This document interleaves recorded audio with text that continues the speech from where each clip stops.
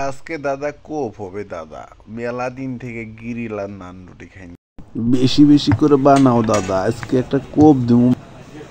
মিজান ভাই, আজকে আমরা কি খাইতে আসছি? আমরা আজকে এই যে দেখা যাচ্ছে একটা আস্ত মুরগি আমাদের আসলে আপনি এই যে আমাদের তামিম সাহেব তার খাবার স্টাইল দেখেন। এই যে আজকে আমাদের গ্রিল হবে, একলাই একটা গ্রিল। রুটি কত নিছে? এই দেখেন রুটি দুটা চারটা আছে, আমার সঙ্গে সস সস এবং সালাদ আছে। আপনারা সাথে থাকেন, ঠিক আছে?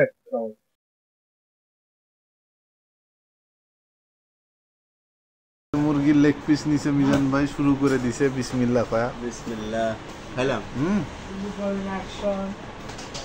কেমন? সেই স্বাদ, সেই স্বাদ, মধু মধু, সেই স্বাদ।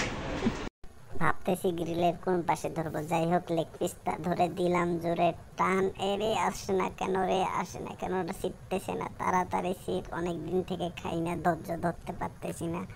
দেখতেছেন লেগ পিসে একটু ঝোল মেখে নিলাম। দেখেন কিভাবে খায়। তামিম কিন্তু খাইতে খাইতে মোটা হয়ে যাচ্ছে। সালাদ সেই রকম স্বাদ, এত স্বাদ কে এত স্বাদ, সেই রকম স্বাদ লাগছে ভাইজান, সেই স্বাদ। খাবার স্টাইল দেখো, খেয়ে ফেলা।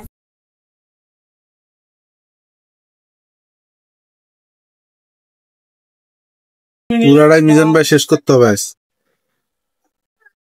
ব্যাপার না, ইনশাল্লাহ। টেস্ট কেমন পাচ্ছেন? চলবে, আমরা না খেলে বসতেন। আমরা খাচ্ছি আর প্রায় শেষের দিকে এর উপরে হালকা সস দিচ্ছে ওস্তাদ, প্রায় শেষের দিকে।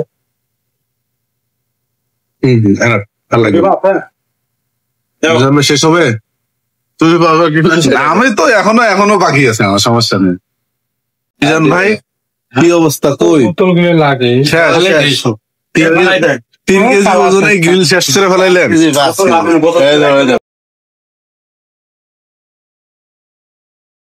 আমরা হারকেও ছাড় দিব না নাকি?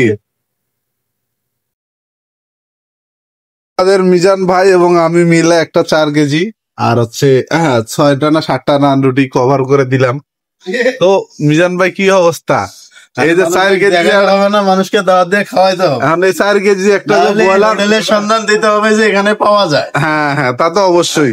এই যে 4 কেজি যে একটা যে ব্রয়লার মারে দিলাম এই 5-6টা নান রুটি সহকারে, এলে যদি আমাদের শ্বশুর বা ভবিষ্যৎ কেউ যদি দেখে তাহলে কি কবে?